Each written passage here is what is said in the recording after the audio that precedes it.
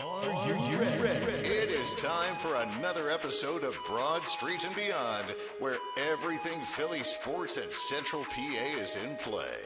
We leave those New York sports in the penalty box. And now, here's Chase and JT. What is going on, YouTube world? Welcome to another edition, Broad Street and Beyond. It is the podcast, of course, coming to you from the Fairview Golf Course Studios. Get over there, book that tee time over at fairview.distinctgolf.com. Get that tee time today. We're also on the Seven Mountains Media Sports Network. Guess we can call that, JT, a sports network, right? I would think so, yeah. It's getting robust. It's growing. It's getting expansive. Yeah, it's getting a big belly. Yeah, Seven Mountains Media Sports. Check us out there. And also, of course, on all the Radio Novo apps. Of course, let's welcome in my co-host, Mr. JT. How you doing today, buddy? What's happening, brother? Ready to talk some more sports here today, my man? Let's do it. I mean, we ain't got much sports left to talk about. you realize that? Yeah, well, all of our teams are starting to leave us, so. Yeah, we're starting to lose them all here, man. But let's get you warmed up, man. It's been a while since we did the 3 questions for JT. Get him warmed up here before we... Yeah, we forgot to do that last week. Sorry. JT always forgets it. Just, sorry. Blows his mind every time. My bad. It's all good. It's all good, man. Let's start off with the first one here, buddy. Let's stump you right away. What was the better TV show? Was it Friends or The Office? For me, it was The Office. I didn't watch Friends like every week. I mean, I watched enough episodes, and I've kind of discovered a little bit more in syndication. Right. But I was more of an Office guy. That was appointment television for me. Yeah, that was good stuff. Second question: do you know how to drive a stick shift car? Nope, not even close. You never did it. Never drove a stick shift car. Oh, yes, I did, but I was Just terrible at it, and I was just like, I'm not going to get this. I'll just stick to the automatic. The worst is when you have a stick shift car and you're on a hill, like when you're at Lincoln Avenue and Maple Street there, and you're on that hill and you have a stick shift car. You might as well just say bye to your car. Like you're going to burn out the clutch. Either one. Or maybe you should go up and down those the double hills there at 8th Avenue. Oh yeah, oh my. Yeah. Oof. Oh, get to the top there. That would be do they make a lot of stick shifts anymore, manual? I don't think so. I mean, I know people still drive them. I mean, that was actually one of my first cars that I've actually that I drove was a stick shift car. Because my parents always thought that I had to drive a stick shift car before I drove an automatic. Worked out well because now all I drive is automatics. So it worked out well. Here's the third one, buddy. If you could play one sport professionally, what would it be? One sport professionally? Ooh, man. No, it's not basketball. Yeah, well, with my height and my weight, I guess baseball. Yeah? What position would you have played in baseball? Catcher? Left out. Left bench. Nice. It's funny. When I used to play like rec stuff or just like fooling around with my friends, I always play second base. But then I realized, like, I don't think I could play second base as a left-hander. Could I? How would I? Could I? How would I turn that? How would I turn the double play? Now you said if you played where? Shortstop? No, second base. Oh, second base. Well, you just have to kind of do the wraparound, man. You could do that. Or you could, try to throw it to first and get the guy at first, and then just hopefully the guy at first base has like an awesome fire ball to throw it to second real quick. What? Tag the guy out, man. If you're making a play at second, just tag the guy out if he's going to second. Right? Well, what if you can't? No, it's your own fault. Grow longer arms or something. I don't know. I don't know. Are there?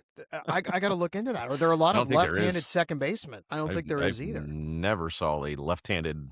And I think that would be the reason of trying to turn the. I guess if I'm coming across the bag. No, I don't think it would work. Across the body, right? Let me see if I'm just an simple across the body. Yeah, I don't think it would work. Do a little sidearm action. Well, I wasn't good enough. Wasn't Dennis Eckersley a sidearm kind of guy sometimes? Yeah. I don't think it would have worked out. No. Yeah. All right. Yeah. We tried. Can't make JT a second baseman in baseball. That will never happen, obviously. Not too late for that now. It's Yeah. way too late. You're past your prime. ain't gonna happen anymore. Let's dive into that sports, my man. Let's start off with the Phillies. Want to start with the Phillies? Okay. Want to start there? Let's start with the Phillies. Rough game, of course, last night against the Boston Red Sox. Had a good one the night before, but only squandering 3 hits last evening. Bullpen wasn't very good. I mean, Painter was pretty good last night, but they got a tough one tonight. We'll get to that in a little bit, but your thoughts so far here? Phillies are playing a little bit better, man. We talked about this a little bit earlier last week. We talked about they're playing small ball now, and they're getting the pitching from the starting pitching, but now that bullpen with Ryan Kerkeren, is that an area of concern for the Phillies going forward here? Well, I think the biggest thing is that is the starting pitching, is how much that stabilized. Like with Zach Wheeler back in the fold, everything seems to have fallen into place, and it sort of resembles more of last year's team, which was a good team in the regular season that still had its flaws, and this team, of course, has those same flaws. Is the bullpen a concern? I don't know. It's, you're going to have games like they had last night. Right.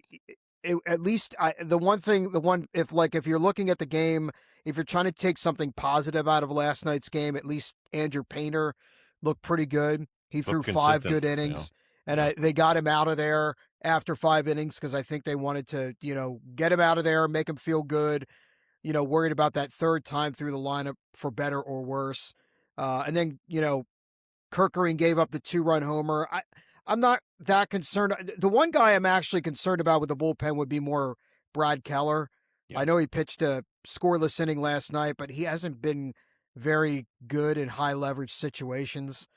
But overall, I've been pretty pleased. I mean, if they can continue to win series, they got to find a way to, when the offense doesn't have it, they got to find a way to, steal a game here or two. If they could have, kept it at like a 2-1 game, maybe that changes things, and maybe they could steal a second run and maybe tie that thing up. But you kind of felt like the way it was going last night, they were struggling off of Sonny Gray, that once Kerkering gave up the 2-run homer to Rafaela, you could kind of sense that was going to be it. I know they had a little bit of a threat in the 9th inning there. Yeah. They got 2 on, but they didn't overall look very good against Chapman either. So, yeah, well, we'll see. It'd be nice if they could find a way to get the win tonight as well, get 2 out of 3. Ryan Kerkeren, man, throwing that meatball right down the middle. What was that pitch all about? Wait, what? I mean, you can't throw that fastball right down the middle like that.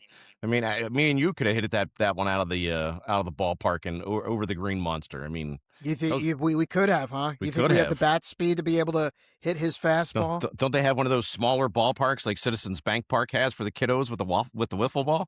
From that ballpark, okay. I could hit one of those meatballs over that fence.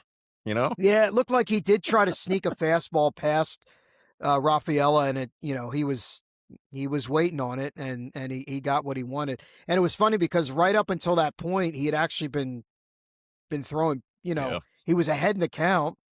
So I think those are the frustrating. You're gonna give up home runs, but man, it's like when you're ahead in the count, 0-2, 1-2, and you give up something like that, it's like what at that point, like you've got pitches to play with. You gotta have something better.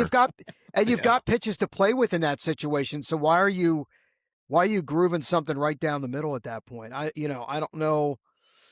I don't think it was a good pitch selection there, and I don't know if that's what JT called or if he shook him off and that's what he decided to go with. But yeah, and again, I don't know about you, but like watching that game once they hit that home run, you just felt like it's done. I don't like their chances tonight. And the offense wasn't there. No, the offense wasn't there, and that's what I mean. Like once it was a 3-1 game with the way the offense was playing, you just felt like they weren't going to have it. But look, I'm not going to complain. Overall, they've been playing pretty well lately. The starting pitching's been pretty good. They've been getting enough offense lately.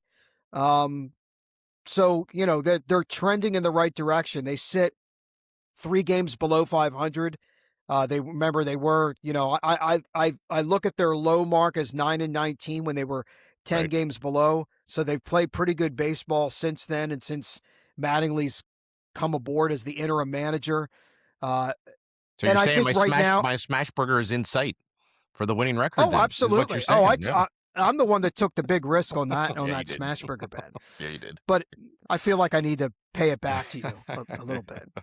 Maybe. But I think, right now it would be like getting to that 500 mark, getting above 500, and then worry about the rest. I mean, you can't, you're not going to, they may never catch the Braves this year, but you can't worry about that now. Like, you've got to go in baby steps. Yeah, it's And, crazy. I mean, they're 10 games back right now. Do you see that? 10 games right. back in Yeah. the standings right now from the Atlanta Braves. I mean, is there an area for concern for the offense too? I mean, I know they've been playing a little bit better, but there's not many guys that are in that lineup right now, top to bottom, that's batting over 250 right now in that lineup from top to bottom. No, I still worry, like I don't know. Harper and Schwarber have been hitting better. I think if there's two big disappointments in the lineup for me would be Trey Turner and Adolis Garcia. Right. I feel like maybe if just one of those two guys would get on track a little bit more, that would really help out the lineup. But I just, Trey Turner he's really fighting through it right now. He had the night off last night. He did come in the ninth as a pinch hitter and got a walk, but he didn't play last night. They had Sosa playing shortstop. So to me, he's been the biggest disappointment. And Adolis Garcia, Adolis Garcia is just another in the long line of short-term outfield options that they've tried to bring in, and upgrade there. I saw a funny tweet. Let me see if I can remember this correctly. It was earlier in the season when Garcia was really struggling. It was something like Adolis Garcia is the let me think this through. Adolis Garcia is the Whit Merrifield of Max Kepler's. Whit Merrifield of Max Kepler's. That's probably a good way to put it. I mean, that is Yeah. a good way to put it. Yeah. I mean, that's a real Yeah. good way to put it. Yeah. Or and they might have made a reference to Austin Hayes in there too, but Austin Hayes is a little bit different because he had that kidney infection, Yeah, and right. I think that. But yeah, that's what it was. Adolis Garcia is the Whit Merrifield of Max Kepler's when it comes to the Phillies. Now, do you think 43 games in that this is a comfy spot right now for the Philadelphia Phillies? They're starting to hit a little better. Like you said, the pitching's getting a little bit better, but they still can't be 10 games behind the Atlanta Braves in the NL East right now either. Well, I'm not worried. To me, if the Phillies are going to completely get this on track, their eye is going to be more towards getting one of the wild card spots. And even in that situation, I mean, there's so many good teams right now in the Central. You've got, multiple good teams in the West. Again, to me, it's just like focus on getting to 500, getting above that 500 mark, and then just keep building and building. And eventually, I think there's some teams that maybe are doing well now will kind of come back a little bit. Everything will settle in a little bit more. But yeah, I want to see too, if you're a little more cynical about how they're playing right now, you could see maybe something like, well, this is a softer spot in the schedule, and you want to see what happens when the schedule levels out a little bit, and maybe get a bigger sample size, and then you'll get a more accurate picture of what kind of team they truly are this season. Yeah, Phil's got Red Sox here. One more game here tonight as we're doing this on a Thursday afternoon. Then they take on the Pittsburgh Pirates, and I think up next after that is the Cincinnati Reds, and then I believe it's could be Cleveland. I think Cleveland that they play. I think it is. I think after it is the that, Guardians. so I mean, by any stretch of the imagination, it's not going to be a hard couple of games here. The next couple of games out there, but they certainly got to stay consistent and stay on that path and get some better hitting. Like I mean, you know what you're getting from Kyle Schwarber. He's going to to hit his home runs every other at bat sometimes. But yeah, I mean, as far as RBIs and playing that small ball, I think is consistent. For the Philadelphia Phillies, you got to keep that up of playing that small ball and getting those runs home, because the runners in scoring position continue. And I'll say it all season long. That runners in scoring position continue to mount up each and every single game for the Philadelphia Phillies this year. Well, and if they're like at some point they have to figure out something, like if this is all they're going to get out of their cleanup spot, then there's also a ceiling into how good Right. they can really be this year. But just to double check what you said, you were right about after the Pittsburgh series, it is a homestand with the Reds and the Guardians. Yeah. And then after that, then they go out west to San Diego and LA, the It's a top little two tougher. teams in the NL West. So and then they come home and play the Padres. So again, that'll be that starts up the end of May and into early June. So again, that'll be a good test for them. And I think after they come off that West Coast trip, I'll be curious to kind of revisit this and see where they're at. And I think we'll get a better picture of what kind of team they're going to shape up to be this year. And what are we looking at tonight there, buddy? You know who's on the mound for the Boston Red Sox tonight? The guy that signed the 5-year, $130 million deal with the Red Sox, formerly of your Philadelphia Phillies, Ranger Suarez against Jesus Luzardo tonight. What are you going to see from Ranger and him facing his former team for the very first time here? Well, I think it'll definitely be a tough matchup for the Phillies, and Yeah. they got to hope they get good Luzardo and not bad Luzardo, because there doesn't seem to be any in between with him. I mean, he looked, the previous, not the last start, the previous two starts, he looked fantastic, and then his command wasn't there against the Rockies, and he just got blitzed. Yeah. And remember, that was coming off the game in which Painter got shelled by the A's. Yep. And then they had kind of briefly lost two in a row there. That was the game where they they did come back to tie that game, if you remember, against the Rockies. That was the first game of the series. Luzardo just really got knocked around. They came back from that 7-2 deficit and tied it up, and then ended up losing in extra innings. Well, let's see, they scored 2 runs in the first game of the series and 1 run last night. That against Ranger, I'm going to say that's not going to get it done. Right. I mean, you're going to need a lot more tonight. They're going to need like at least 4 or 5. Especially tonight. if Luzardo doesn't go past 4 or 5 innings tonight, they're going to need a lot more runs from that offense. But here's a quiz for you. Who are the only 3 players that are on the Philadelphia Phillies right now that have faced Ranger Suarez? The only 3 that are in the Phillies lineup that have faced Ranger Suarez. There's only 3. Okay. That is in the Phillies lineup. Let me think. And only about one this. of them has gotten a hit against him. Okay. Would Kyle Schwarber have faced Ranger Suarez? You say Schwarber? Is that one of them? Schwarber is that one of them? Yes. Yep. He is one. Ding, ding, ding, ding. Okay. I wish I had a bell. Okay, so Don't have a bell. Kyle Schwarber is one. Yep. Trey Turner, would he Yep. be another one? That'd be 2. Okay. And I feel like you've done your research on this already. would it be Bryce Harper? No. Nope. Okay. All right. You just mentioned him a little bit ago. Adolis Garcia. Yes, correct. Okay. Now, out of those 3, who's the only one that has gotten a hit off of Ranger Suarez? He's actually gotten 3 hits off of him. Out of those 3. Really? Yep. And he's the only guy. Adolis Garcia. Nope. Trey Turner. 3 for 10 against Ranger Suarez. He's the only one that's Oh, gotten that a would hit. would that be back? Yeah, would that be back when Trey Turner was with the Nationals and he used to actually hit for average? That Trey Yes. Turner? Nationals and the Dodgers, the- yes. Kyle Schwarber, Yeah, 0 for 5.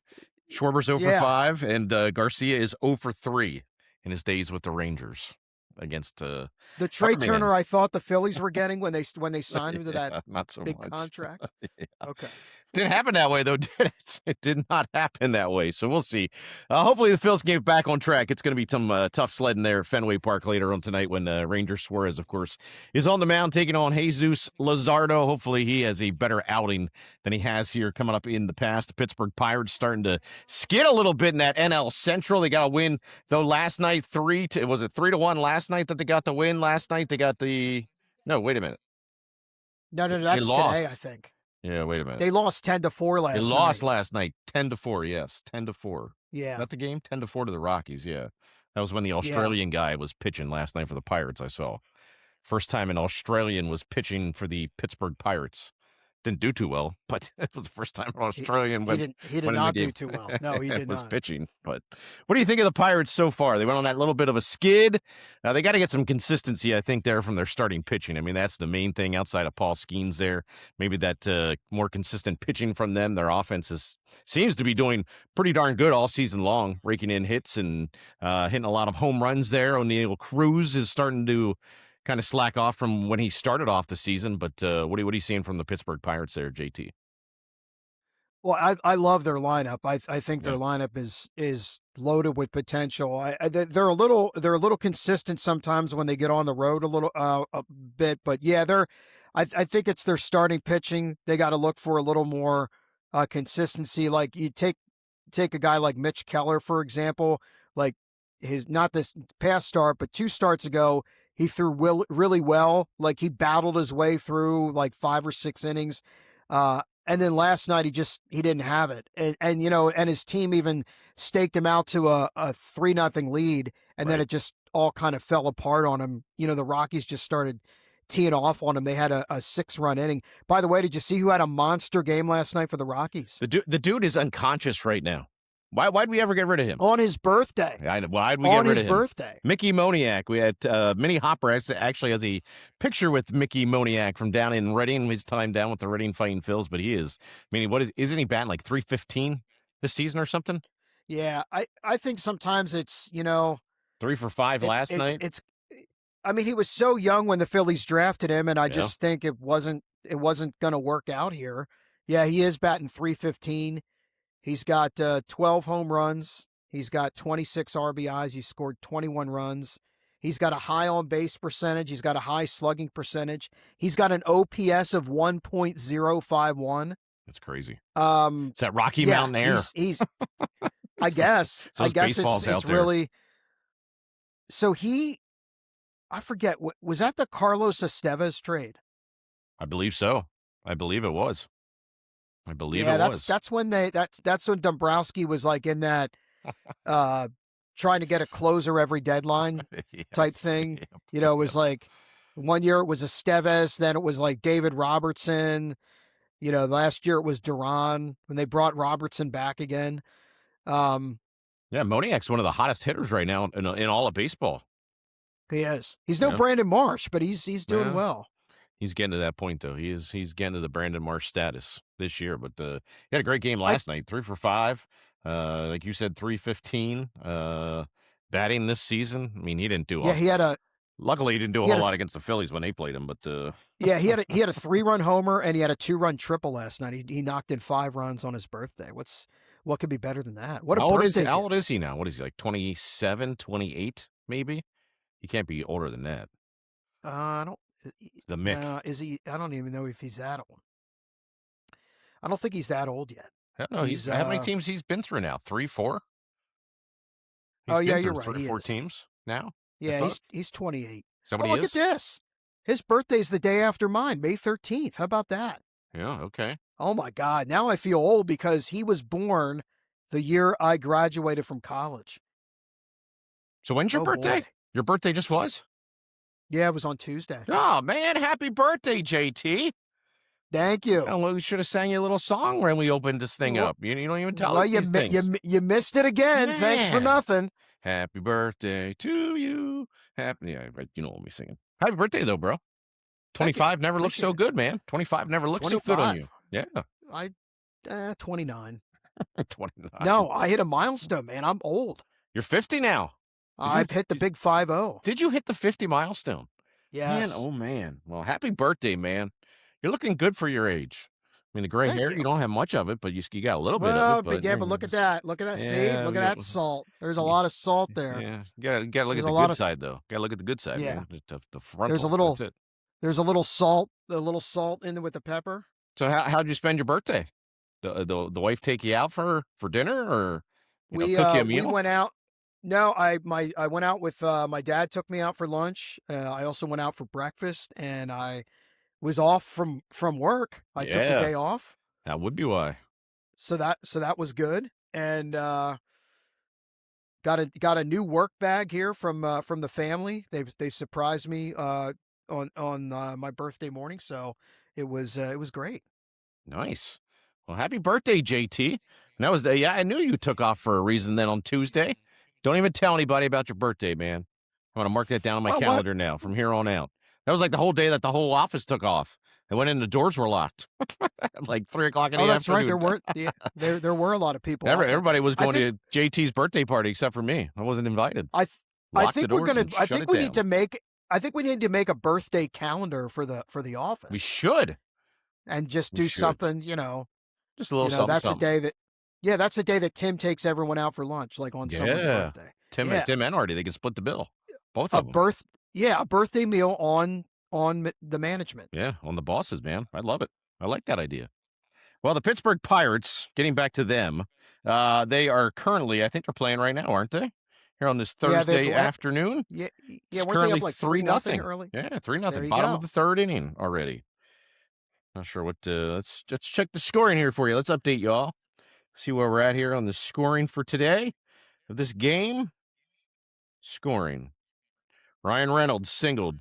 O'Neill Cruz scored. So did Jordan Beck. They scored. That was just O'Neill Cruz scored. O'Neill Cruz. 1-0. Ryan O'Hearn, another home run, 7th of the year. Made a 3-0. That scoring's not right though, because that doesn't equal 3 runs. That's only 2 runs. The way that had to have that there. But I like the way I like their lineup. I think their lineup is, and if they can get, if they can get a little bit better pitching more consistently, I would say, I think they can be a playoff team without question. Yeah. I think this year they've got the lineup to do it. Like I said, they haven't gone on a real hot streak lately, but they haven't buried themselves either. And I think they're holding steady right now. And I think this lineup has the chance to get better and better as the season goes on. And I just, again, I just don't know that entire division is going to play this well as a collective. So I think there's going to be some other teams that kind of fall back. And I mean, and even if you look, the Cubs a week ago were looked unstoppable. Well, now they've lost 4 in a row. Yeah. And you got the Brewers and the Cardinals on their tail, and the Pirates aren't that far behind them. So, I like their chances. I've been bullish on the Pirates from the beginning of the season, and I'll stick with it until the ship sinks. Yeah, barring any injuries for the Pittsburgh Pirates going forward, man, they should be a team that should be reckoned with here coming up this season going forward here, but they're playing some good baseball. Another team that's not playing such good baseball, could be partially due to all the injuries they have right now, is the Baltimore Orioles. Now have 18 people on their roster that have made it to the IL this season alone already. The inconsistency of their pitching, they can't hit left-handed pitching this season. The Baltimore Orioles continue to struggle. They got a win last night, finally over the New York Yankees, taking 2 of 3. Totally different, of course, from the last series that they played with the New York Yankees, but actually shut out the New York Yankees last night 7-0, JT. Yeah, there was they chased Max Fried. Now he went out with an injury. The first game of the series that they got the big 3-run homer from Mayo. Yeah. They struggled in the second game. That was when Trevor Rogers came back off of the injured list, and he really struggled. So I think it was nice to see them get 2 out of 3 against the Yankees. The Yankees are kind of struggling themselves right now. I think, if I'm not mistaken, the Rays have overtaken them for first place in the AL East. Um, it's funny. I kind of, in a way, I see a lot of similarities between the Orioles and the Phillies. And I'm not talking just in terms of their records, which are both very similar, but Right. like if you look at their lineup, the it seems like they get a lot of their production from the top part of their lineup, as do the Phillies, and more inconsistency from the middle to the lower part of the lineup, which is also what happens with the Phillies. Um, I feel like their lineups are similar in terms of production, but it's just like it's like the Phillies are kind of like the Orioles, just with better starting pitching. Yeah. And that's the area I feel that separates the two teams, and the Phillies, like their starting pitching has been stabilized, and they've been trending upwards, where the Orioles are kind of, you know, sort of treading water, but they also got off to a bad start. And again, with their starting pitching not really holding up consistently, it's hard for them to really make a move and get up the standings. Because again, even though they're in for third place, they have a ways to go to catch the Yankees and the Rays, similarly as the Phillies do to catch, the Braves.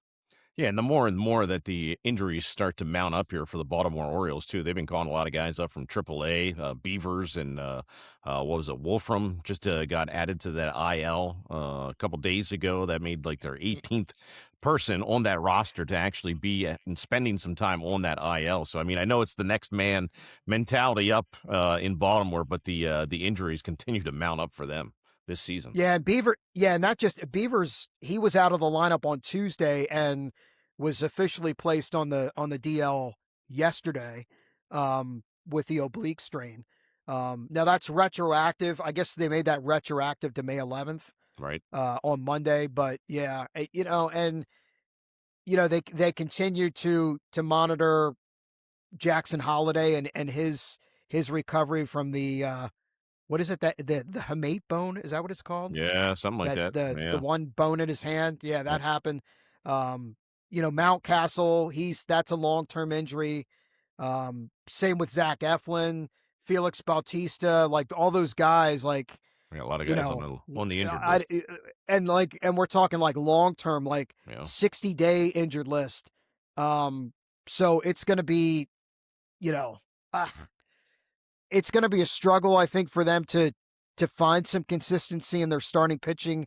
It's not impossible, but yeah, they've really been up against it, with the injuries here, especially to their pitching, and they may have a good farm system, but I don't think it was built to dip into it this soon, and they're really stretching the limits of the pitching depth they have in the organization. Yeah. Now the Orioles take on and have the Beltway series. Isn't that what they call this when they take on the Washington Nationals, the Orioles and the I think Nats so. playing Yeah. each other here? I think that gets underway on Friday night, not tonight. They have an off day for Baltimore, so hopefully they get some consistency from that pitching. Hopefully the injuries don't keep mounting up like they've been. The bright spot too. I mean, Pete Alonso has been hitting the ball fairly decent here the past couple of games too for Baltimore. Yeah, absolutely. And I love their catcher, Samuel Basayo. I Oh think yeah, he's he's a I stud. think he's yeah, I think he's a major stud. Again, they've got, like, their lineup has potential. Again, similar to the Phillies, but consistency is just, or inconsistency just really creeps up with them. So it's funny, they call it the Beltway series. Before the Expos relocated to become the Washington Nationals, that's what they used to call the rivalry between the Phillies and the Orioles. Yeah, And when the Phillies and Orioles met in the 1983 World Series, that was nicknamed the I-95 series, yeah. just because of the fact that you can get from one city to another taking the I-95 corridor. See that we just don't give you the scores and the updates on sports, man. We give you some history as well here on Broad Street and beyond, coming from JT. We appreciate all his knowledge in the sports world and all the backstories too, because he's got a lot of them there. He's got a lot of knowledge there for JT. I mean, when you hit the big 5-0, you gotta have a lot of knowledge, right, man? There's a lot of stuff. There's a lot of room up here to keep stuff. There's also a lot of room up there to forget stuff too. Right. There's a lot of stuff that is left. Yeah. Left this noggin here too. By the way, I'm looking here. Did you see on speaking of transactions for the Orioles, one of the guys that cleared waivers on Tuesday, Lou Trevino. Do you remember him? My goodness. Didn't he pitch for the really? Phillies? Yeah, not very long, but he did. Yeah. Was he there? Not Lee Trevino. Not Lee Trevino. Lou Trevino. Yeah, he's a little old to be playing baseball. He barely cleared hit a golf outright ball now. waivers, and he elected free agency in lieu of accepting an outright assignment to AAA Norfolk. Maybe Dombrowski can go dumpster diving and get Lou Trevino off of waivers. Wouldn't be the first time he did that, right? Wouldn't be the first time. But this is true. We'll see for the Baltimore Orioles. They take on the Washington National. Let's talk about a couple teams that the seasons that was for the Philadelphia Flyers. JT, you're a diehard, buddy. Went down in flames to the Carolina Hurricanes. I mean, we didn't really necessarily think they were going to get swept in that series. We thought they'd win a game or two against Carolina, but they get swept out of the playoffs, head home. What does it look like here going forward for the Philadelphia Flyers? Who do you think's coming back? Who do you think's going to re-sign? What do you think they're going to do here in the offseason? Well, I think first and foremost, they'll probably look at giving a big extension to Trevor Zegras, I would imagine. Yeah, he's on board for coming back. Yeah. Yeah, I think that'll happen fairly quickly. They're gonna make a couple of changes. I think they have to. I don't think they'll run it back with what they have. I mean, if they did, I guess that wouldn't be terrible, because you would think some of the guys that contributed to the team didn't start the year. So you would say, okay, well, if we run it back, you would have hopefully a full season of Tyson Forster and a full season of Porter Martone and a full season of Denver Barkey. So that would make a difference. But they still need like a real, like, sniper type 1C type of player where you're like, oh, that is our guy. Like that's a guy that's going to really strike fear. And the other thing you're hoping for next year is that you get a better season from Matvei Michkov. I mean, he definitely had a sophomore slump. Their power play was horrendous all regular season, and it was like even more horrendous in the playoffs to the point where it was like it was a non-factor, and it was like hard to get excited when the Flyers would go on the power play, right. especially in that second round series against Carolina. The Flyers, 2 of those games went to overtime. They had a real chance. If you remember back to game 2, how they really took it to Carolina in overtime of that game, and Travis Konecny had that breakaway that he didn't score on. If they win that game and tie the series up at 1, maybe things play out a little differently. I still think, like, the realist in me still believes that Carolina would have won the series no matter what. But the Flyers just looked out of gas. And as I'm talking to you, I'm going to try to find this tweet, because the Flyers apparently had a ton of guys. Now, I guess this happens with everyone, but they released this injury report about all of the guys that were banged up after the after the playoffs. And I got to try to find it, because there's a couple of them. It's just like, holy crap. No one, because then you're kind of like, oh, well, no wonder this guy didn't make sense. Didn't look the same. I got to try to find that. Yeah, I should have had this ready to go before we. First time the Flyers were swept out since 2011, JT. And who did they play back then? The Boston Bruins. Yes, indeed they were. Yeah, I mean, still got to be kind of happy with the way the Flyers season ended. I mean, they were one of the best teams there after the Olympic break for sure. Coming out of that Olympic break, they were just gas pedal down and really playing some good and decent hockey. But when it comes down to it, man, Carolina was just absolutely the better team, faster team, more aggressive team. And we said it in the last time on the podcast too. I mean, there's only so many times that Vladar can save the Flyers in a game. And, I mean, the shots, start mounting up for him. The way it ended in that final game, off his mitt in the overtime winner. But there's only so many games that Dan Vladar could save the Flyers this season. Well, and that was, that's the biggest workload he's ever had in his career. So then you got to, you wonder too about, was he starting to run out of gas a little bit, by the time they hit that second round. Okay, I found the tweet. So this is the injury report post playoffs. Okay. So Emil Andre suffered a fractured wrist. He requires surgery. Alex Bump was playing with an MCL sprain. Noah Cates, who before the series started against Carolina, they announced he was going to be out for the whole series. Yeah. He had a fractured foot, no surgery required. Christian Dvorak played with a fractured rib and a separated shoulder. Oh my goodness. How do you play hockey with that? I don't know. How do you play hockey with that? Oof. Nikita Grabenkin, who we hadn't seen in months, he has an upper body injury. Garnet Hathaway played with a fractured fibula. Travis Konechny had a fractured rib and a nasal fracture. Owen Tippett had a sports hernia and internal bleeding, which is why he didn't play. Thankfully, he was not playing with internal bleeding. I don't think he can play with that.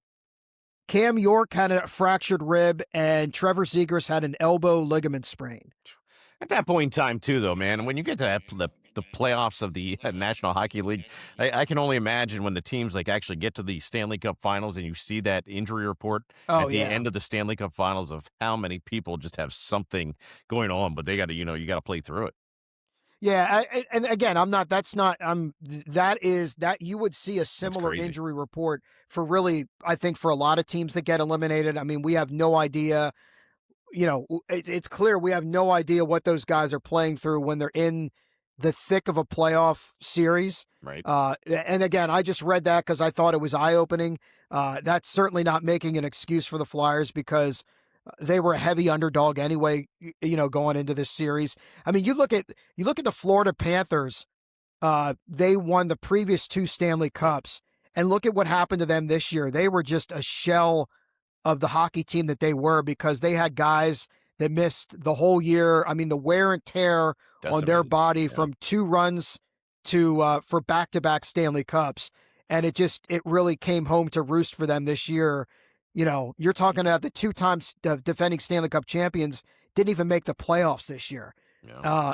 And I think all of that wear and tear kind of took its toll, and they'll bide their time and they'll get healthy again, and I'm sure they'll be back in the thick of things. But it'll be interesting to see, once the Stanley Cup playoffs are over, especially like the team that wins the cup, you find out how much all of those guys were playing through.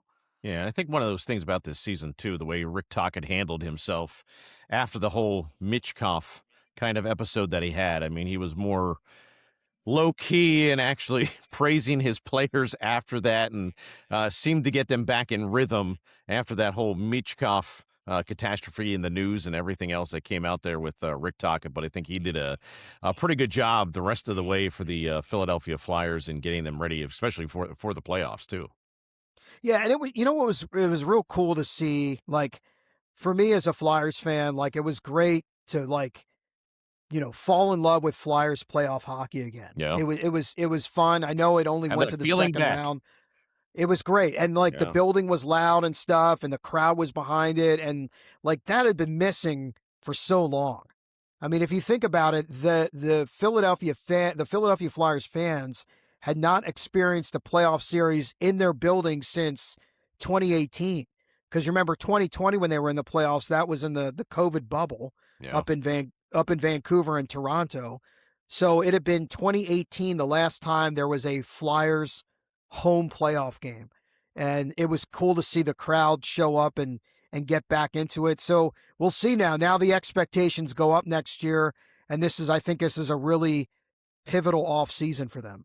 Yeah, it really had that whole city buzzing. I mean, at the same time, you had, of course, we're going to talk about them here shortly. The Philadelphia 76ers in the playoffs too, playing pretty well up until like they started taking on the New York Knicks. But the hype was real in Philadelphia, at the start of both those playoff teams getting into the playoffs, and expectations are always high, no matter what sport it is in Philadelphia. But taking the turn to the other side, the Philadelphia 76ers ran into a nemesis of the New York Knicks and just got pummeled in that final game. What do you see going forward for the Philadelphia 76ers? Do we see the last of Embiid? I mean, with all the injuries that mounted up for him all season long, the aches and pains that he had, what do the Philadelphia 76ers do going forward? I know there's talk of, maybe Morey not coming back next season too. He was already fired. They already got rid of him. They already fired him. They canned him. They canned that. I think right that after was the playoff game. Well, it might have been. It was either yesterday or the day before. I think it was. Yeah, it happened there was already rumors floating around, and he got the axe, and there's been. I think most of Sixers fans were in favor of that. There were some that felt like. Yeah, I see that. Yep. That he did. He did a lot, even though there was a lot of good with the bad.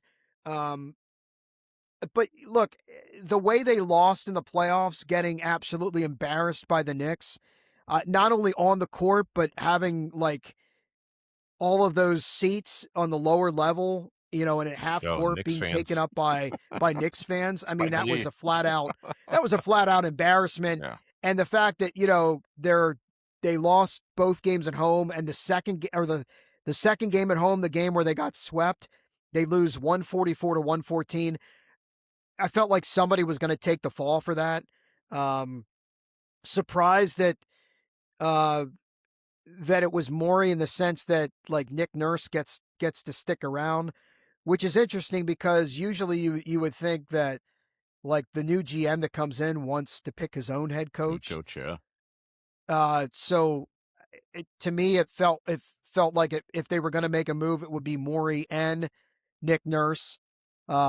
So I think that, that's where you start. I think the biggest criticism that Morey is going to face, that he'll be most remembered for, he had some good with some of the draft picks, but the Jared McCain trade at the deadline was very, very unpopular.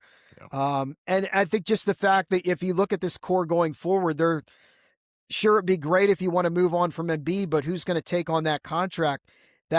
That new 3-year extension that he signed kicks in starting next year, and he makes a ton of money over the next 3 years. So they're locked into him for the next 3 years. They're locked into Paul George, and it's for a hefty sum of money. If I can bring up Hoops Hype here for a minute, which is a great website if you've never been on it, to check out player salaries and team salaries.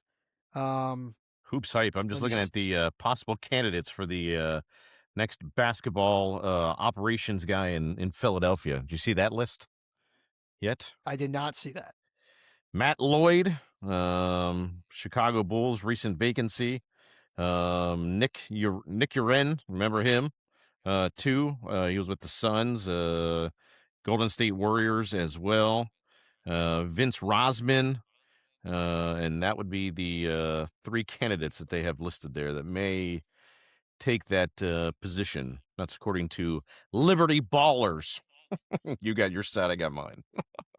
Okay, so next year starts the 3-year extension that Daryl Morey signed Embiid to, which he took a lot of criticism for that because of the fact that he was often injured. So next year, Joel Embiid is going to go. So this year he made $55.2 million. Next year he makes $59.5 million. Good Lord. The following year after that, $64.3 million. And in the final year of that extension, which is in 2028, 2029, he will make just over $69 million. Sounds like your contract out there at the radio station. Little less than that, maybe by about that much, but yeah, certainly not 69 million. Whew. Paul George next year goes from 51.6 to 54 million. Plus he has a player option that I'm sure he'll pick up. That's worth 56.5. So they're pretty much, unless they can find somebody that wants to take a chance, they're stuck with Embiid and Paul George together for the next 2 years, the next 2 seasons. I just got to ask you a And question. Well, okay. obviously, Embiid is a little better than Paul George is, because Paul George is obviously, getting way past his prime a little bit. He had some decent games this year, but can you imagine getting paid $50-some million a season to be like maybe an above average basketball player? What? Well, but he was a way above average basketball player. But the problem was the Sixers are basically paying him off of When he was in what his he prime. was, Yeah. and he's on the wrong side of his prime, as is Embiid. Yeah. But they're getting paid like they're Yeah. that they're cornerstone franchise guys. Got in the wrong business. Now Maxi's salary goes up, but you can take that because of how young he is and Yeah. how well he's playing. They're going to have some decisions to make. Quentin Grimes is a free agent. Kelly Oubre is a free agent. Andre Drummond, he's a free agent. So they're going to have some decisions to make. I don't know how many of those guys they bring back, if they bring any of them back. And if you combine those salaries, you're looking at roughly 21 million. What kind of player can you bring in at that point? And, what kind of bench are they going to have next year? So and that's one thing you saw in the playoffs too. I mean, they needed that bench, man. Like they needed that bench play in the playoffs, and that was non-existent in there with a couple of those guys. I mean, Oubre was consistent all year. Drummond, so obviously, and but a lot of those guys that probably are on the bench probably aren't going to be coming back, I would think, for the Sixers. Yeah, I could see maybe one of those three, maybe like on a short-term deal. I mean, I think they would like to bring a guy like Kelly Oubre back. I think he had a pretty good season, actually. Yeah. But based on the kind of stats he put up, there's probably going to be a team out there that would overpay for him that the Sixers would not be able to match. Because, again, you got to remember now with this NBA, with the new CBA, they have these different luxury tax aprons that teams don't want to go past, because then you really get hit with luxury taxes, and then it takes away some of your salary cap maneuverability options that you would have if you go above like the second luxury tax apron. So you gotta be careful of what you spend your money on now. Yeah. We'll see. A lot of changes probably coming for the Philadelphia 76ers as they got axed and just embarrassed there in that New York Knicks series in the playoffs. Another team that took an early exit, which we probably all saw coming. We can dive into that a little bit. The Hershey Bears, of course, losing that series to Wilkes-Barre Scranton. Obviously, just a better team. I mean, they just outplayed Hershey in that series, hands down. A lot of the guys that you saw in Hershey this past season, not going to be in Hershey next season. The Andrew Crystals of the world, the Protus. You may even see Stevenson make a move up there next year to the Washington Capitals. But all the changes the Bears had this year, you still got to say it was still a decent season. They're probably playing their best hockey there in the playoffs this year. Yeah, it was good to see them have, again, Success. the regular season was real inconsistent. They started to play better the last like maybe 2 weeks of the regular season, and it carried over into the playoffs. I would say that series probably turned. What was that in Game 3? Was that the overtime game? When they lost, I think it was 4-3 in overtime. 4-3. Yep. Yeah, I mean, they had a lead late in that game. They erased the early 2-0 deficit in that one. They came back, they took the lead. They had the lead late and couldn't hold it, and then the Pens win it in overtime. I think that was where the series turned. Had the Bears been able to pull that game out, who knows how it plays out, but you got to think at the very least it goes 5 back to Wilkes-Barre Scranton, and you never know. But it felt like the wind was out of their sail in Game 4. Yeah, and again they fell behind and just never really recovered. So you were saying, so you think there's a good chance Crystal is up with the Caps next year? Because I had heard like it could go either way with him, but definitely like Miroshnichenko and Protus would probably be up with the big club next year. Yeah, I'm sure in training camp he'll certainly get his shot, Andrew Crystal. I mean, whether or not I mean, he reminds me a lot of like Keith Coyne back in the day. Keith Coyne was a small guy; he could score, but he just couldn't play that NHL game up top. And I'm not sure. I mean, I'm sure Andrew Crystal could do that. He's going to get his chance, but for sure next year. I mean, Miroshnichenko and Protas will certainly not be with the Hershey Bears again. They will certainly be up with Washington next season. Yeah, so I'm looking at I'm trying to look at guys in the minors guys that are on NHL deals or two-way deals. No, it doesn't have it. There were guys you wonder how much of a difference maybe would Sonny Milano have made if he was Yeah, healthy for that's that true. series? Yeah, or That healthy, that or even it might have made a difference too all season long. I mean, he came up very late, of course, down I should say from Washington late in the AHL season there, and I'm sure during the regular season he would have made quite the difference with the Hershey Bears too being there. But yeah, Sonny Milano, he could be another one that's up with Washington next year too. Oh, here it is. I found that like non-roster forwards. So like there are some guys like they've got some guys that will be back. It looks like so looking at the defense of guys that played for the Bears last. So Chesley will be back. Mugli will be back. Gucciardi will be back. Cam Allen, who they really What about Louis Belpedio? Louis will be back now. Yeah. Now Schooneman, the one they got in the Calais Rosen trade, and they ended up with Sam Bitten too. He's an unrestricted free agent. In terms of goaltenders, it looks like Mitch Gibson's still under contract. Clay Stevenson, who we talked about, has a good shot to be up with Washington. Garen Bjorklund is a restricted free agent, and Jesper Vikman, the guy they got in the I think was that the Graham Clark trade. Yeah, The goaltender, he's a restricted free agent. So a lot of those guys will be back. Trying to look at guys on the forward spot that'll be unrestricted free agents. So Wyatt Bongiovanni, I'm sorry, that's the guy they got for Graham Clark. He's an unrestricted free agent. So is Henrik Rubinski and Brett Leeson. So those are guys. Sonny Milano's an unrestricted free agent. So I think there's a bunch of those guys will be back next year. Under contract. Suzdalev will be back next year as well. So will Spencer Smallman. I think they really missed him, especially second half of the year. Cam Allen as well. But yeah, so it's always interesting to see, how many of these guys will be back next year that are under contract with the organization, and what moves the Bears themselves try to do to bolster the roster. Yeah, there's always turnover in the AHL. You saw it this year right off the bat with the Hershey Bears. A lot of turnover, a lot of new guys, a lot of new faces in town. And what were your thoughts here real quick about Derek King this season?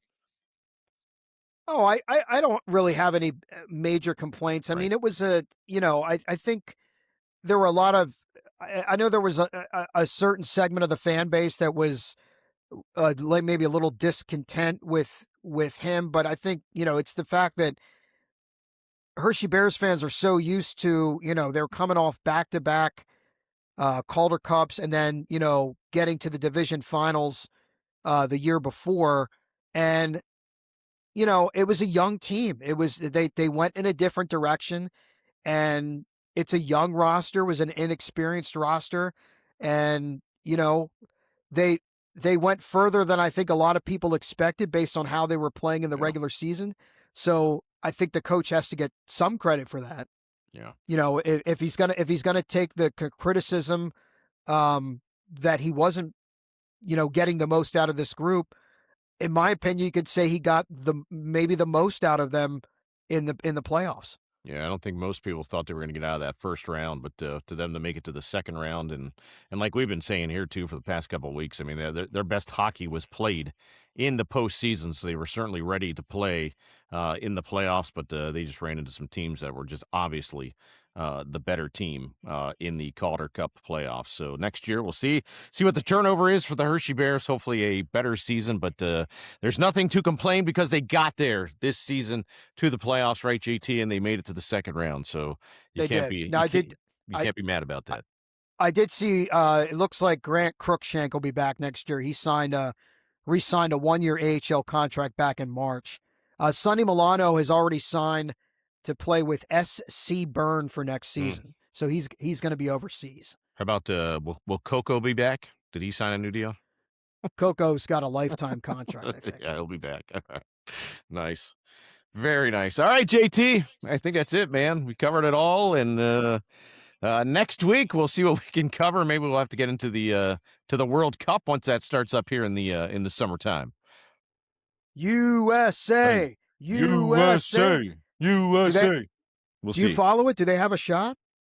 I think so. I think this year. I mean, Do probably out of all the years that there's been all the hype about the U.S. World Cup team, this is probably one of the better teams that they've put together this season. But there's a lot of talk. I mean, if they can at least get out of that first group and make it to they better get it. Yeah, they better get out of their group play. Yeah, I mean, with it being here in the States and everything else here in New Jersey, Philadelphia, they're going to be playing at. But there's a lot of hype about the team that's there. But can they still can't compete with the Mexicos of the world, Argentinas of the world, Spain. They can't compete with those teams, man. Those guys are like. They play soccer on like parking lots over there, man. They do. I mean, they is nonstop, 24 hours a day, 7 days a week. That's not to say that the U.S. can't do it, but there's always a lot of hype when the World Cup comes around. It's always a good time, especially when it's here in the United States. But that's going to wrap up this episode of Broad Street and Beyond. Big thanks, of course, goes out to Fairview Golf Course. Book that tee time, fairview.distinctgolf.com. It is golfing season. Head on out there. And also big thanks to the Seven Mountains Media Sports team for putting us out there on, of course, all the Radio Novo apps as well. You can check us out on the Seven Mountains Media Sports website. That website would be, JT? 7mmsports.com. Until next week, JT, enjoy those sports, buddy. Always a pleasure. Good to talk to you, my friend. Yep, good to talk to you. All right, man. Stop that.